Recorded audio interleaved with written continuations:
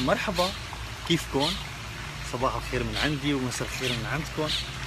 أنا اليوم الصبح فقت لقيت عندي 1 مليون فولورز. في عصفور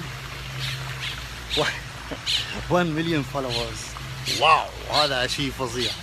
طبعا الشغلة والأهمية مو بالرقم، الأهمية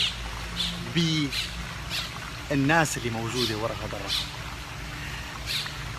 بفضل الله والحمد لله وبفضل محبتكم أنا موجود هون، وأنا صار اسمي قصي خلق.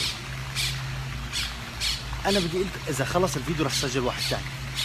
هلا أنا عم حاول أقرأ كل الكومنتس تبعكم، عم حاول الإيجابي والسلبي.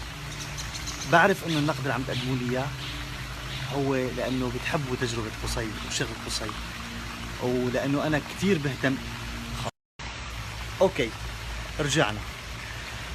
فبرجع بكمل بقول انه اكيد النقد اللي عم تكتبوه هو هدفه الاساسي مصلحتي، وهذا دليل واضح على اهتمامكم بشغلي واهتمامكم بنتائجي. هلا قد يكون انه في بعض الاحيان الواحد بياخذ بعض القرارات الغلط او بيعمل اشياء ما بنفس النجاح، فبعتقد انه هذا مفيد احيانا لانه بيخليك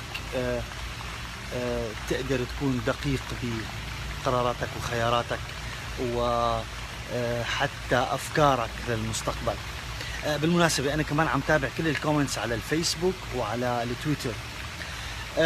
ما عاد عندي حكي كتير، اللي بدي أقوله إنه خليكن دائما معي واضحين، ونقدكم كتير مهم بالنسبة لإلي.